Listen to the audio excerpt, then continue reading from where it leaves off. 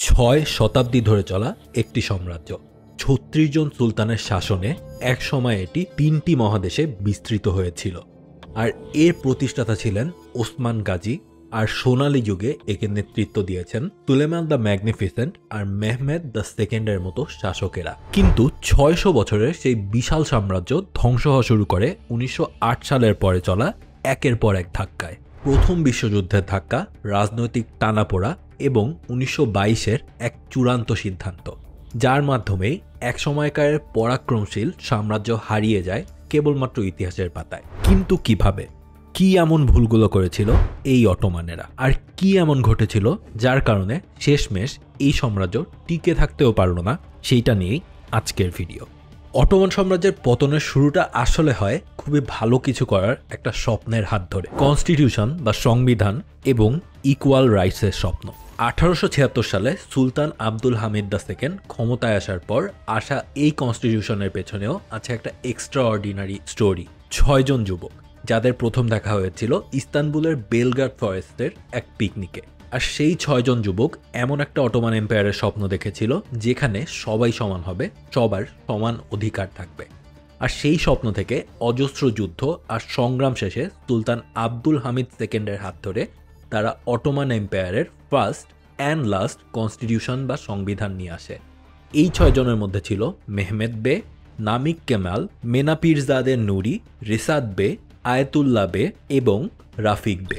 কিন্তু তাদের সেই স্বপ্ন জাস্ট ২ বছরে নষ্ট হয়ে গিয়েছিল। ১৮৭৭ সালে রাশিয়ার সাথে যুদ্ধে হেরে সুলতান সিদ্ধান্ত নেন যে এই সংবিধান দিয়ে তার চলবে না, সে যা বলবে সেইটাই শেষ কথা হতে হবে। ১৮৭৮ সালে বাতিল হয় অটোমান সংবিধানের, আর পরে ৩ দশক ধরে চলতে থাকে সুলতান আব্দুল হামিদের শাসন। কিন্তু এই সময়ের মধ্যে মাস পপুলেশন আস্তে আস্তে শিক্ষিত হওয়া শুরু করলো, আর শিক্ষার সাথে আসা শুরু করলো অনেকগুলো প্রশ্ন। অটোমান এম্পায়ারের ইয়াং জেনারেশন দেখলো যে তাদের মাইটি এম্পায়ারের দুর্বলতার সুযোগ বুঝে রাশিয়া এরজুরুম অ্যাটাক করে বসেছিল। আর ১৮৭৮ সালেই বার্লিন ট্রিটিতে সার্বিয়া, রোমানিয়া, মন্টেনেগ্রো আর বুলগেরিয়া তারা হারালো। আর এরপর ১৯০৫-এর দুর্ভিক্ষ, প্রবল দুর্নীতি আর বাজারের দ্রব্যমূল্যের লাগামহীন দাম, জনগণ আস্তে আস্তে ক্ষেপে ওঠে। আর এ থেকেই ১৯০৮-এ ওয়ার্কাররা রিভল্ট করা শুরু করে। এদিকে আবার গুজবও ছড়ায় যে সুলতানের স্বাস্থ্যের অবস্থা খুব একটা ভালো না। আর এই সময়ে সাম্রাজ্যের এক প্রান্তে মেসিডোনিয়া আর ইস্টার্ন অ্যানাতোলিয়াতে কমিউনাল ভায়োলেন্স ছড়িয়ে পড়তে থাকে। বিভিন্ন ন্যাশনাল লিবারেশন গ্রুপ ফর্ম হতে থাকে, যারা বিভিন্ন প্রদেশে টেররিস্ট অ্যাক্টিভিটি ঘটাতে থাকে।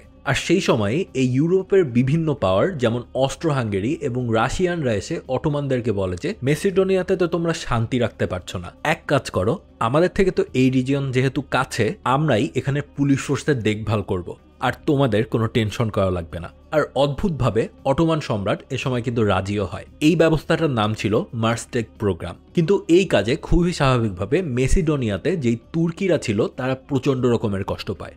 বেসিক্যালি অটোমান এম্পায়ারের পার্ট হওয়া সত্ত্বেও তারা এখন রুলড হচ্ছে রাশিয়া আর হাঙ্গেরির হাতে। অটোমান সুলতান এই কারণে আস্তে আস্তে মেসিডোনিয়ার সাপোর্টও হারাতে থাকলো। আর এমন একটা দুর্বল অবস্থাতেই সুলতান ভয় পাচ্ছিলেন যে তার বিরুদ্ধে কোনো একটা মিলিটারি কুও হতে পারে। আর এইটার জন্য সে এবার কি করলেন, মিলিটারিকে একদম পঙ্গু বানিয়ে দিলেন, আর্মিতে অস্ত্র দেওয়া কমিয়ে দিলেন, ব্যারাকে অস্ত্র রাখাও কমিয়ে দিলেন। আর ইউরোপের থার্ড লার্জেস্ট নেভি যে অটোমানদের ছিল, সেই অটোমান নেভিকে গোল্ডেন হর্নের বাইরে যেতেও মানা করে দিলেন। তাদের মিলিটারি স্কুল থেকে গ্র্যাজুয়েট করা অফিসারদেরকে মেকতেবি বলা হতো, আর এই মেকতেবলিদের প্রমোশনও তিনি আটকিয়ে দেওয়া শুরু করলেন, কারণ সুলতানের ভয় এই ইয়াং জেনারেশনকে নিয়েই। অ্যান্ড খুব স্বাভাবিকভাবেই তার বিরুদ্ধে ইয়াং জেনারেশনই রুখে দাঁড়ালো প্রথমবার। ইয়াং অটোমান নামে যেই পাওয়ার একসময় সুলতান আব্দুল হামিদকেই ক্ষমতায় এনেছিল, সেই একই পাওয়ার ইয়াং তুর্ক নামে এবার আসলো তাকে ক্ষমতা থেকে নামাতে। ১৯০৮ সালের ৮ থেকে ১২ জুন রাশিয়া আর ব্রিটেনের মধ্যে একটা মিটিং বসে। আর সেইবারের মিটিংয়ের টার্গেট ছিল কিভাবে মেসিডোনিয়াকে একদম পুরোপুরি তাদের হাতে নিয়ে নেওয়া যায়। অ্যান্ড খুব অদ্ভুতভাবে অটোমান সুলতান এই চেষ্টার এগেনস্টে কোনো ফাইটই দিচ্ছিল না। আর দিবেই বা কিভাবে, তার পুরো মিলিটারিকেই তো তিনি নিজ হাতে অলমোস্ট ডিসেবল করে রেখে দিয়েছিলেন। জুলাইয়ের ৩ তারিখ আহমেদ নিয়াজির হাত ধরে রেভলিউশনের সশস্ত্র রূপ প্রকাশ পায়। রেসনে শহরের মিলিটারি ক্যাম্পে তিনি অ্যাটাক করেন মাত্র ১৬০ জন ভলেন্টিয়ার নিয়ে। ভালো পরিমাণে টাকা পয়সা, আর্মস আর অ্যামিউনেশন নিয়ে রেসনের আশেপাশে পাহাড়ি এলাকায় নিজেদের ক্যাম্প বসান। আর সেখান থেকে মুসলিম আলবেনিয়া আর মেসিডোনিয়ায় অজস্র এলাকায় সে যাওয়া শুরু করে রেভলিউশনের বার্তা নিয়ে। মুসলিম দেশে খ্রিস্টান রুল আসছে, মেসিডোনিয়াকে ভেঙে টুকরো টুকরো করে ফেলা হবে, এই জিনিসগুলো মানুষের মধ্যে এমনিতেই একটা ভয় আনছিল। আর আহমেদ নিয়াজির জ্বালাময় কথাবার্তায় এবার তারাও সুলতানের বিরুদ্ধে ক্ষেপে ওঠা শুরু করে। আর নিয়াজির দেখানো পথ ধরেই বিদ্রোহ করে টিগভেসে ইসমাইল এনভার বে, ওহরিতে এউব সাবরি, গ্রেভেনাতে বেকির ফিক্রি, আর কিচেভোতে সালাউদ্দিন বে এবং হাসান বে। আলবেনিয়ার বিদ্রোহ দমন করার জন্য সুলতান শেমসি পাশাকে পাঠান, কিন্তু তাকে মোন্তাসিরে অ্যাসাসিনেট করা হয়। দেখা যায় যে শেমসি পাশার বডিগার্ড থেকে শুরু করে তার ছেলে পর্যন্ত রেবেলদেরই পার্ট। তাদের অফিসিয়াল নাম committee of union and progress. আর শেমসি পাশার রিপ্লেসমেন্টে তাতার ওসমান পাশাকেও সেদিন গ্রেফতার করা হয়েছিল। পরবর্তীতেই মোন্তাসির রেবেলদের হাতে চলে আসে আর নিয়াজি জনগণের সংবিধান ঘোষণা করেন। আর একই দিনে গ্র্যান্ড ভিজির মেহমেদ ফেরিদ পাশায়ের জায়গায় সাইদ পাশাকে নিয়োগ দেওয়া হয়। আর সেই দিনই ফিল্ড মার্শাল হায়রি পাশায়ের থার্ড আর্মি বিদ্রোহ করে বসে। থার্ড আর্মির বেস ছিল সালোনিকাতে, আর সেখান থেকে বের হয়ে তার সেকেন্ড আর্মির বেস অ্যাড্রিয়ানপোল দখল করে, প্লাস মিরমাতে গিয়ে অ্যানাটোলিয়ান ট্রুপসদেরকেও তারা সরিয়ে ফেলে। এই রেভলিউশনের গতি দেখে অটোমান সুলতান বুঝতে পেরেছিল যে তার কোনো অফেন্সে এর কাজ হবে না, কারণ পুরো এম্পায়ারেই তার এগেনস্টে দাঁড়াচ্ছে। আর এই কারণেই মাত্র 3 দিনের মধ্যেই তিনি সংবিধান ঘোষণা করেন এবং নির্বাচনের আশ্বাস দেন। বেশ ফেয়ার একটা ইলেকশনের মধ্যে দিয়ে সিইউপি বা committee of union and progress পাওয়ারে চলে আসে। কিন্তু বুঝতেই পারছেন তারা বেশ ইনএক্সপিরিয়েন্স ছিল। আর এই সুযোগে সুলতান, যে সেই সময়ে জাস্ট নামে সুলতান ছিল, সে অটোমান এম্পায়ারের এক্সট্রিমিস্ট কিছু গ্রুপকে ইউজ করা শুরু করে রিলিজিয়াস সেন্টিমেন্ট গেইন করার জন্য। শরিয়া আইন নিয়ে আসবে, খিলাফত প্রতিষ্ঠা করবে, এরকম বিভিন্ন কথায় তাদের সাথে আতাত করে 1909 সালে আবারও একটা গৃহযুদ্ধের অবস্থা তৈরি হয়। বাট সিইউপির বিরুদ্ধে মার্চ করার পর খুবই দ্রুত এই আন্দোলন নষ্ট হয়ে যায়, অ্যান্ড এর সাথে অটোমান এম্পায়ারে সুলতানের ইনফ্লুয়েন্স প্রায় গায়েবই হয়ে যায়। আর এরপর মেহমেদ ফিফকে সুলতান হিসেবে নেওয়া হলেও তিনি আসলে জাস্ট নামেই সুলতান ছিলেন। এখানে একটা জিনিস খেয়াল রাখেন, এতদিন ধরে যে অটোমান সাম্রাজ্যের আমরা ইতিহাস জানি, এর আগের 600 বছরের সে সময় কিন্তু একটা মোনার্কি রূপ দেখা গিয়েছিল, অর্থাৎ সুলতান শাসিত একটা এম্পায়ার। বাট এর পরবর্তীতে, এই ঘটনার পরবর্তীতেই এই অটোমান এম্পায়ার হয়ে যায় বর্তমানে বিভিন্ন ওয়েস্টের দেশের মতো নিয়ে একটা কনস্টিটিউশনাল মোনার্ক। অর্থাৎ এইখানে সুলতান বা রাজা যেই থাকুক, সে কিন্তু জাস্ট নামেই সুলতান বা রাজা থাকবে, মেইন কাজগুলো কিন্তু করবে তাদের সংসদ এবং সংবিধান। অ্যান্ড এই ধরনের ডেমোক্রেটিক রেজিমের সাথে সেই সময় মানুষের পরিচয় অতটা ছিল না। সুলতানের পাওয়ার একেবারেই কমিয়ে দেওয়া বা নাই করে দেওয়াটা ছিল এরকম অটোমানদের পরিচয়ে আঘাত করার মতো। আর এই কারণে হুট করে এই বিশাল এম্পায়ারটা একটা আইডেন্টিটি ক্রাইসিসে চলে যায়। আর এই সুযোগটাই নেয় ইতালি। তারা লিবিয়া দখল করার উদ্দেশ্যে 1911 সালে অটোমান সাম্রাজ্য অ্যাটাক করে। শুরু হয় ইতালো তুর্কিশ ওয়ার। আর এই যুদ্ধে একই সাথে ত্রিপলি এবং লিবিয়া হারায় অটোমানেরা। বাট এর থেকেও বড় ইম্প্যাক্ট ছিল এই যুদ্ধের পর বালকান স্টেটগুলো বুঝতে পারে তারা একসাথে হতে পারলে অটোমান এম্পায়ার থেকে তারা বের হয়ে যেতে পারবে। ইতালো তুর্কিশ ওয়ার শেষ হওয়ার সাথে সাথেই শুরু হয় বালকান ওয়ার।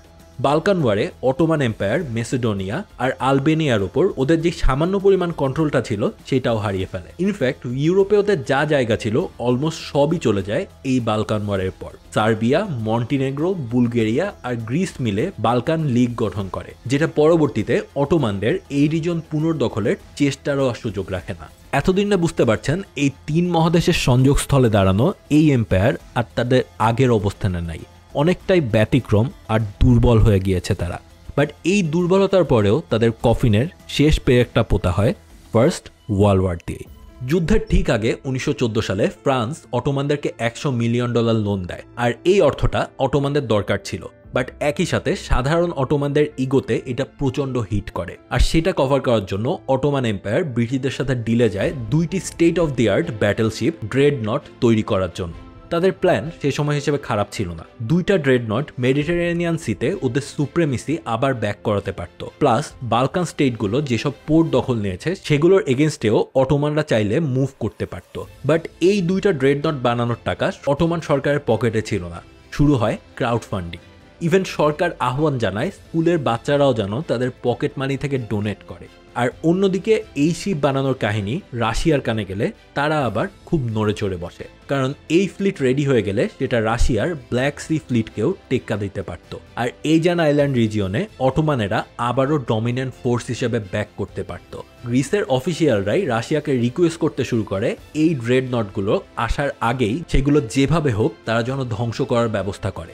বালকান স্টেট আর অটোমানদের মধ্যে যুদ্ধ আবারও লেগে যাওয়ার মতো অবস্থা। অটোমানরা গ্রামে গ্রামে পোস্টার ছাড়তে থাকে যুদ্ধের জন্য সৈন্য সরবরাহ করার জন্য। বাট এখানেই অটোমানেরা আরও একটা গেম খেলে আজকের দিনের হিস্টোরিয়ানদের মতে, যেটা আসলে আনলাকিলি ভুল গেম ছিল। অটোমানেরা 1914 সালের 2 আগস্ট জার্মানির সাথে একটা সিক্রেট মিউচুয়াল প্যাক্ট সাইন করে, যেটা বেসিক্যালি ফার্স্ট ওয়ার্ল্ড ওয়ারের অ্যালায়েন্স প্যাক্ট ছিল। আর অটোমানেরা এই যুদ্ধের নাম দেয় দ্য গ্রেট ওয়ার। জার্মানরা স্ট্রেইট অফ দার্দানেলেস থেকে তাদের 2টা নেভাল ভেসেল গেবন আর ব্রুসলাও পাঠাতে যাচ্ছিল, বাট সেটা অটোমান ওয়াটার দিয়েই যাবে। তো অটোমানরা তাদের 6টা ডিমান্ড পেশ করলো জার্মানির কাছে। প্রাইম মিনিস্টার হালিম পাশার ডিমান্ডগুলোর মধ্যে একটা ছিল জার্মানি যেন রোমানিয়া আর বুলগেরিয়ার সাথে পিস ডিল করতে তাদেরকে সাহায্য করে, আর এতে করে জার্মানির এনিমির এগেনস্টে যখন অটোমানরা মুভ করবে এই দুই দেশ যেন বাগড়া দিতে না পারে। আর সেকেন্ডলি, গ্রিস যদি ব্রিটেন, ফ্রান্স আর রাশিয়ার সাইডে যোগ দেয় তাহলে যুদ্ধ জয়ের পর এইজিয়ান আইল্যান্ডের পুরোটা অটোমানদেরকে দিয়ে দিতে হবে। বাট ওয়েল, আপনারা জানেন এই প্রথম বিশ্বযুদ্ধে তাদের অ্যালায়েন্স কিন্তু জেতে নাই, তারা পড়ে যায় হারার দলে। মুদ্রোস আইল্যান্ডে HMS আগামেননে বসে 1918 সালের 30 অক্টোবর অটোমান এম্পায়ার হার মেনে নেয়, আর সেখান থেকেই এই ট্রিটির নাম হয় দ্য আর্মিস্টিস অফ মুদ্রোস। আর এই আর্মিস্ট্রির আন্ডারে কনস্টান্টিনোপল অর্থাৎ ইস্তানবুল, যা অটোমান এম্পায়ারের ক্রাউন জুয়েল, সেখানে এসে প্রবেশ করে ফ্রেঞ্চ, ব্রিটিশ আর রাশিয়ান আর্মি। শুরু হয়ে যায় এক বিশাল সাম্রাজ্যের ভাগ বাটোয়ারা। আর এর মাঝে কিন্তু আবার সুলতান মেহমেদ দ্য ফিফথ মারা যায় অ্যান্ড ক্ষমতায় আসেন মেহমেদ দ্য সিক্স। আর 1920 সালে সাইন হয় ট্রিটি অফ সেভরেস। পুরো অটোমান এম্পায়ারের majority land Britain, France, Italy আর গ্রিসের মাঝে ভাগ হয়ে যায়। ইভেন যেই অল্প একটু জায়গা দেওয়া হয়েছিল অটোমানদের, সেটাও অকুপেশনে রাখা হয় এই দেশগুলোর মাধ্যমে। অটোমান এম্পায়ার তখন প্র্যাকটিক্যালি ডেড। এমনও হতে পারে যে অটোমানদের আর তুর্কিদের আলাদা কোনো দেশ বা চিহ্নই থাকবে না আর। সেই সময়ে আবর্তীর্ণ হন মোস্তফা কামাল আতাতুর্ক। সুলতান মেহমেদের বিরুদ্ধে শুরু হয় এক সশস্ত্র সংগ্রাম, তাকে সরাতেই হবে। মোস্তফা কামাল আতাতুর্কের কথা একটাই, তোমরা অটোমান এম্পায়ার ভেঙেছ কিন্তু তুরস্ক ভাঙা যাবে না। অ্যান্ড তার অ্যাগ্রেসিভ লিডারশিপের কারণেই আজকের দিনে যে তুরস্ক আমরা দেখতে পাই সেটা কিন্তু সেই সময় টিকে গিয়েছিল। ইভেন সেই সময়ে আফ্রিকা আর ব্রিটিশ ইন্ডিয়া থেকেও আস্তে আস্তে মানুষজন তাদের খলিফা সুলতানকে সাপোর্ট না দিয়ে আতাতুর্কের পক্ষেই যাওয়া শুরু করেছিল। প্যারিসে আলজেরিয়ানরা আতাতুর্কের পোস্টার লাগিয়ে রাস্তাঘাট রং করে দিয়েছিল। পুরো তুর্কি জনগোষ্ঠীর কাছে মেহমেদ সিক্স ছিলেন একজন ভিলেন, আর আতাতুর্ক হয়ে যান একজন সেভিয়ার। আর যেদিন মেহমেদ মারা যান, ন্যাশনাল অ্যাসেম্বলি খলিফার পদকে তাদের সংবিধান থেকে একেবারেই মুছে ফেলে। অ্যান্ড এর মধ্যে দিয়েই অটোমান এম্পায়ারে খিলাফতের জার্নি শেষ হয়ে যায়। সকল রয়্যাল ফ্যামিলি মেম্বারদের নবগঠিত রিপাবলিক অফ টার্কিয়েতে প্রবেশ করা নিষেধ করে দেওয়া হয়। কামাল আতাতুর্ক ট্রিটি অফ সেভরেসে সাইন করাকে অটোমান এম্পায়ারের পতনের কারণ এবং অটোমান সুলতানকে এই বিশাল সাম্রাজ্যের খুনি হিসেবে ঘোষণা করেন। তবে আজকে এতদিন পরে এসেও মাঝে মধ্যে আমাদের মনে প্রশ্ন আসলেই জাগে, অটোমানরা যদি সেই যুদ্ধে জার্মানির সাথে ডিল না করতো, আর যদি 1876-এ রাশিয়ার সাথে যুদ্ধে না জড়াতো, যদি তারা ম্যাসিডোনিয়ার সিকিউরিটির দায়িত্ব অন্যের হাতে তুলে না দিত, আর যদি সুলতান আব্দুল হামিদ নিজের গদি হারানোর ভয়ে অটোমান আর্মিকে এরকম পঙ্গু করে না দিত, তাহলে আসলে কি হতো? বাট তাহলে আসলে কি হতো এটা না জানলেও আসলে কি হয়েছে সেটা আমরা জানি। And this is how the mighty Ottoman empire fail. একটু খেয়াল করেন, এই ভিডিওতে কিন্তু আমি অটোমান এম্পায়ারের যে মেইন ক্রাউন জুয়েল বা রাজধানী ইস্তানবুল এবং বর্তমানে তুর্কি, এই অঞ্চলটাকেই বেশি ফোকাস দিয়েছি। সেই অঞ্চলটা কিভাবে প্রথম বিশ্বযুদ্ধের পর অটোমান এম্পায়ার ভেঙে যাওয়ার পরও সেখান থেকে নিজেদের একটা আইডেন্টিটি নিয়ে উঠে দাঁড়াতে পেরেছিল, যেখানে সেই সময় বুঝতেই পারছেন ব্রিটিশ, ফ্রেঞ্চ অ্যান্ড অলসো রাশিয়ানরা সবাই কিন্তু তাদেরকে আরও ভাগযোগ করে সেই জায়গাটা নিয়ে নিতে চেয়েছিল। বাট এর মধ্যেই কামাল আতাতুর্কের জন্য অ্যাটলিস্ট বর্তমানে তুর্কি নামক একটা রাষ্ট্র টিকে আছে। এইটা আপনাকে বুঝতেই হবে। কামাল আতাতুর্ককে অনেকে হয়তো পছন্দ নাই করতে পারেন তার সেকুলারিজম ক্যারেক্টারিস্টিক্সের জন্য, বাট তিনি ওই সময় স্টেপগুলো না নিলে আজকের দিনে কোনো তুর্কি থাকতো না, এটা বলাই যায়। আর বাট তারপরও আবারও বলি, এই ভিডিওটা জাস্ট ওই তুর্কি এলাকার কাহিনীটা নিয়েই বেশি বলা হয়েছে। এছাড়াও অটোমান এম্পায়ারের যে আরও বিশাল সাম্রাজ্য ছিল আফ্রিকার দিকে, আরবের দিকে, এই প্রত্যেকটা ভাগ কিন্তু আরও একটা বড় কনস্পিরেসির অংশ, যেখানে সরাসরি ব্রিটিশ এবং ফ্রেঞ্চদের হাত ছিল। আপনারা জানেন সাইক্স পিকোট এগ্রিমেন্ট নামে একটা এগ্রিমেন্ট আছে, যেটা দিয়ে কিন্তু এই মধ্যপ্রাচ্যের অঞ্চলগুলোকে অটোমান এম্পায়ারের অধীনে যেগুলো ছিল সেগুলোকে ভাগ করা হয়েছিল ফার্স্ট ওয়ার্ল্ড ওয়ারের মধ্যেই এবং পরবর্তীতে। তো সেইটা নিয়েও আলাদা একটা ভিডিও দেওয়া যেতে পারে। এই ভিডিওর মধ্যে আজকে যদি সেগুলো আনতে যেতাম আসলে ভিডিও অনেক বড় হয়ে যেত, অ্যান্ড শর্ট করতে গেলে আসলে কোনো টপিকেই ফুললি ঢোকা যেত না। তো এই ভিডিওটা আপনি মনে রাখতে পারেন যে এইটা হয়তো অটোমান সাম্রাজ্যের একেবারে যে মেইন তুর্কি অঞ্চলটা সেইটা কিভাবে উঠে আসলো সেই অঞ্চলের ইতিহাসটাতে ফোকাস করলাম, অ্যান্ড মধ্যপ্রাচ্যের অন্য অঞ্চলটাতে ফোকাস করে আপনারা যদি চান আরও একটা ভিডিও দেওয়া যেতে পারে। অ্যান্ড অলসো এই কামাল আতাতুর্কের নিজের ক্যারেক্টার অ্যাসাসিনেশন বলেন বা তাকে নিয়ে যদি আলাদা কোনো ভিডিও চান সেটাও একটা টপিক হতে পারে। তো এই দুইটা টপিকই আসলে এর মধ্যে ঘুরে ফিরে এসেছে, বাট সেগুলো বিস্তারিত যাওয়া হয়নি। তো এই দুইটা টপিকের মধ্যে কামাল আতাতুর্কের ফুল জীবনী, তিনি কি কি করেছেন এবং কিভাবে করেছেন, কিভাবে তুর্কিকে গড়ে তুলেছেন, এইটা নিয়ে যদি একটা ভিডিও চান সেটা কমেন্টে লিখতে পারেন। আর অন্য একটা হচ্ছে এই সাইক্স পিকোট এগ্রিমেন্ট, যেটা দিয়ে মধ্যপ্রাচ্যকে ভাগ করা হয়েছিল, অটোমান এম্পায়ার অন্যান্য মধ্যপ্রাচ্যের যেই অঞ্চলটা রাদার দ্যান টার্কি, সেটা নিয়ে যদি ভিডিও চান সেটাও কমেন্টে লিখতে পারেন। এই দুইটার মধ্যে কোন ভিডিওটা আগে চান সেটা কমেন্টে লিখে চান। হোপফুলি উইদিন 1 মান্থ যে কোনো একটা টপিকে ভিডিও দিব যেটা নিয়ে আপনারা কমেন্ট বেশি করেন। সো এই ভিডিওটা কেমন লাগলো কমেন্ট বক্সে লিখে যান, অ্যান্ড সব সোর্সই দেওয়া থাকবে ডেসক্রিপশন বক্সে as usual, you may check. And that's all for today, until my next upload, have a good week, good by.